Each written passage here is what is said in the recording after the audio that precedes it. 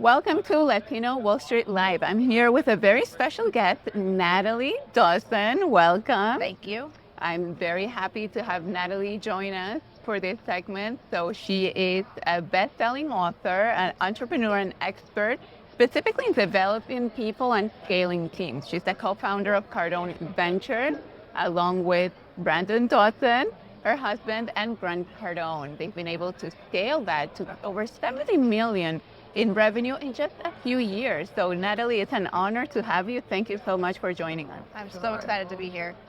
So the number one question everyone wants to know, right, is how do you make that happen, right? What do you think has been the key, the secret to be able to scale so fast? Because we tend to think of business as something that is really hard, that requires a lot of investment and time, and it normally does. But when people see your results, they say, how can she do that? How can she make that happen in just a few years, over 70 million in revenue?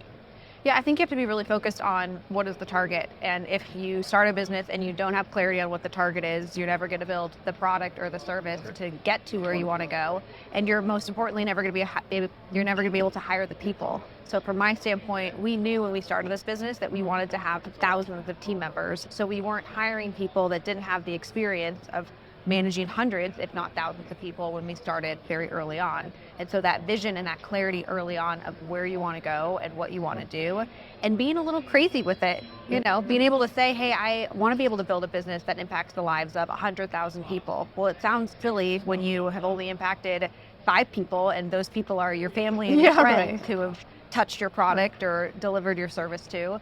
But if you believe that you can create something, you start to think, okay, what kind of people do I need to help me? What type of leader do I have to show up as in order to continue to inspire those people to help me fulfill this vision of servicing the clients or customers that my business is entirely centered around? Amazing. So would you be able to walk us through the business model, right? So I read it, consulting, it's private equity, like how exactly is this successful blueprint, right? That other people can learn and say, oh my God, maybe I'll get an idea from that. Yeah, so we have 100 events a year, which is incredible because it started with just a handful of events a year, and we realized that small businesses in America, there's so many opportunities for them to learn and be educated online. I love being educated online, but there's a different connection when you are in person, when you're networking with other 100 businesses. events in person. 100 in-person events. Oh my God. That's 2 events a week. We flew in here last night because we had an event on Monday, Tuesday. We're flying to Florida tomorrow because we have another set of events. That's great. This is what we do because there's demand for it. And so that demand was really been curious for us because as we see these business owners come through, our model has always been, well, we will have a proprietary deal flow because we have businesses that we meet every single week coming through our training centers, and we're able to see what businesses are and aren't working, which ones are profitable, which ones have this special sauce, either it's because of the founder or the actual model. And then that allows us to have the consulting services for those that it makes sense for, but then also be able to invest in those business models that we see, wow, this is a huge opportunity and no one's really talking about this because they just don't have that same viewpoint into the deal flow. So 100 events a year, most people's objection to that would be that's a lot of expenses, right? Because obviously in-person requires a whole different ballgame than if you have a virtual event. It's easier. You can do multiple of those on a daily basis. Some people would say if that's all you do. So how do you guys manage that part of logistics, expenses, and grow fast at the same time? We overcome the expense objection because we need an in-person, hands-on tactical event. It's hard for me to role play with you online. It's hard for me to get you to talk to other $5 million business owners if you're doing that online. There is some skill that is still valuable today in a world where AI is taking over and agentic AI is in development, where there's still a very valuable skill to be had to be able to look another human being in the eye, to believe in yourself and your product at the point in which you're wanting to sell that person on why they should be doing business with you, why you should be the preferred vendor of choice. And so we overcome the price objection from that standpoint. We still live in a world where how you show up in the physical universe matters. Now, can you learn virtually? Of course, and we have lots of options for virtual events, but today, think think about how everything is virtual. We actually differentiate ourselves because we do so many in-person events, and we make those events and those touch points really differentiated from any virtual experience that anybody can have watching YouTube or any other media platform. And do you have to be at the 100 events, or do you delegate them? I'm not at all 100 of them. Okay. No, I'm at the ones that it makes sense for me to be at, but I would say I'm at least 70% of them. Like Wow. I'm there and I'm presenting and I'm working with our clients, because for us, the deal flow is like I'm able to see these business owners, and I can tell by meeting a business owner how they show up and what the gaps are in their business, and I'm looking for active deals that we can invest in, and so that's a very important component of it. So with the private equity thing, I'm interested in that. How does that work exactly? Do they pitch you their idea or their business and how profitable it is? And do you choose based on the presentation in that event, or is there a whole process to pick and choose? There's pretty much everyone out there is looking for money, looking for investors, looking for a breakthrough, that one opportunity to partner, right? Yep. Like the way you guys partner with the Cardones, and I'm sure that also helped a lot. So how do you make that work in the event or afterwards? Yeah, it's such a great question, because what we've done historically is have these relationships with our clients. They move through events and or our consulting, so we're able to see what's happening in their business, what their financials look like. Are they actually paying attention to their books, and do we have to do a lot of bookkeeping work in order to clarify? You can learn a lot by how somebody runs a business based off of what type of partner they're going to be.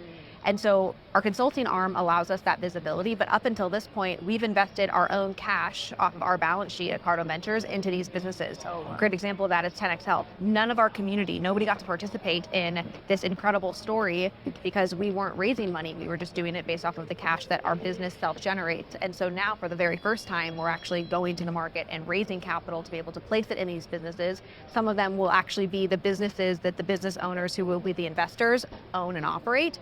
Others will be, businesses that they've never had access to, and traditionally people don't have access to these types of deals in private equity and the alternative space. And so we actually haven't done this before. We're just now launching our very first fund based off of the success that we've had through the investments we've made on our balance sheet. And we figure we should be spreading this with people and able to raise capital. We'll have no problem raising capital, and we also have this deal flow. So for us, it's just this very exciting time to figure out how we can service those investors that are traditionally not serviced through private equity, and really getting access to it, but also being able to give them really unique business models that they wouldn't see in a traditional investment portfolio. Exactly. No, that's a massive value and a win-win, I think.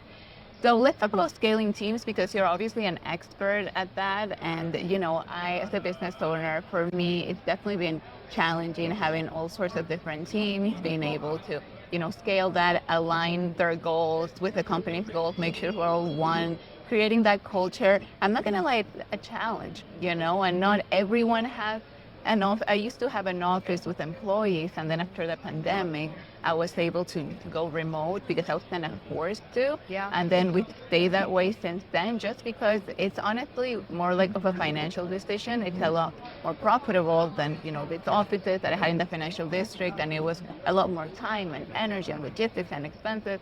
And the pandemic, at least for us, for Latino Wall Street, was a blessing because it allowed us to grow more without that. But nowadays, everyone has a different situation. Some people have offices, others are remote. But managing teams is still there, something we all need to learn and improve. So what would you say are those tips that business owners need, those things they need to know to be successful at, people management, but also to allow for growth and scalability? Yeah, I think this is the biggest challenge that business owners don't think they have. They think that they have a sales and marketing challenge. I need more customers, but at a certain point in a business, and we call these the break points, of the first break point around anywhere between 1 to 3 million in revenue, depending on the business model, the business can't just depend on getting new clients, because what actually breaks in the business isn't new clients. They figure that out. It's the people, and it's the duplication of the owner and what the owner knows and how the owner relates to the clients or the patients that they serve. And so from my standpoint, when I watch business owners who just get stuck in this break point and their business breaks, What they need is a clear vision into what does the next 10 years look like, and how do I create a vision that is so big that team members who can help me are interested in helping me because they have a vision that they can see inside of the vision that I have as the founder. And when you ask any business owner, what is your 10-year goal? They kind of get wishy-washy about it. It's kind of like asking somebody how much they have in their bank account. It's like, oh, I want to grow and I'd like to expand, but they're not concrete about it. Well, high performers want to know that you have a plan as a business owner and that they can trust you. Real high performers want to be able to trust you to help them get to where they're trying to go. Well, if you don't know where you're trying to go, their confidence is instantly reduced that you can help them get to where they're trying to go. And so it in some cases is as simple as clarifying what the vision of the organization is. But what comes with that is more challenging is the owner continuing to show up and develop and give feedback and give coaching to those team members so that they are actually demonstrating that they're interested in that team member's growth. Because if you're not giving them that leadership, if you're not giving them that guidance, and they need it, and they know they can't go from making $100,000 a year to $300,000 a year because they don't have the skill set, but you're not willing to be really honest with them about their blind spots, with the purpose of I want you to make $300,000 too, so that the business can grow. Because if you're making $300,000, that means the business has expanded. If you aren't able to be direct and communicative and clear from that front end with that team member, it's just going to be difficult, and you feel like you're dragging people instead of having team members who are also wanting to help solve the problems in your business alongside you. Yeah, no, that's the main thing. I remember I used to have a mentor who used to tell me, when people are into it, they'll push themselves. So there's no need for you to be pushing, because a lot of time with different team members, not so much the ones I have now, I've learned a lot, but I've always felt like I had to push and just micromanage, be on top of them. But when you have excellent team members, they push themselves, because they're into it. So there's no need for it to be this exhausting thing.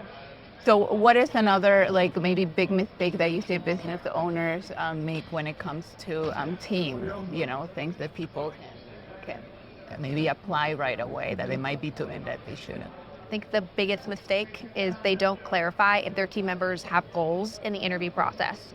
To me, if your team members don't have goals, but as a business owner, you want to grow, why is your team ever going to fight harder for your goals as the business owner than they are for their own goals?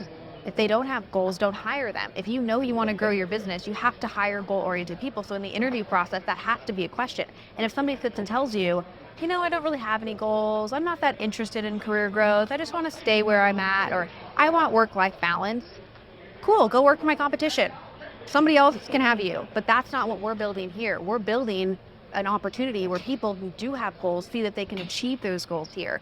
It would be akin to if you decided to get married and you were in your honeymoon and you're just like, oh, I'm so excited to be in love with you, and one person says, I want to live in the city and I want to never have a car and I want to stay in this 9-to-5 environment because I love it, and the other person's like, oh, I want to move to the country and we're going to raise a family and have a farm. It's like you're totally off base. But you ask those questions when you're dating, and the dating process with employees is in the interview process. You have to get clear on what their goals are very early on. Amazing. And I would say the other thing that it's crucial for everything we're talking about is the mindset, right? Having the right mindset as a business owner, the right mindset to being able to have your team and be on your side and help you grow, but that's aligned with their goals. So everyone's growing. It's a win-win. What would you say are those, mindset, crucial mindset tips that you can give people so that everything else works, right? Because you can be doing all the right things, but if you don't have a specific mindset that, proven to work and help you, then nothing's going to matter at the end, right? The mindset for me that I coach on constantly, whether it is a business owner or it is a team member, is you create time. And if you feel like you don't have enough time and you're not able to get what you want done, it's because you don't actually think that you create time. You don't think that you have any control over time. You are just effect of somebody putting a meeting on your schedule, of some client issue that you have to deal with, instead of saying, no, I have to create incentive plans for my team. I have to review my financials on a monthly basis. I have to do daily meetings. I have to respond to these emails. If you knew what you had to do and you decided that you created time around it instead of feeling effect of it, you would actually get the most important part of the business done. Instead, most people don't feel like they create time. They always tell themselves this lie that they never are going to be able to have what they want because they don't have enough time. You do have enough time. I tell myself all the time, Beyonce and I have the same amount of time a day. Why is she so much more successful? Because she uses her time in a different way.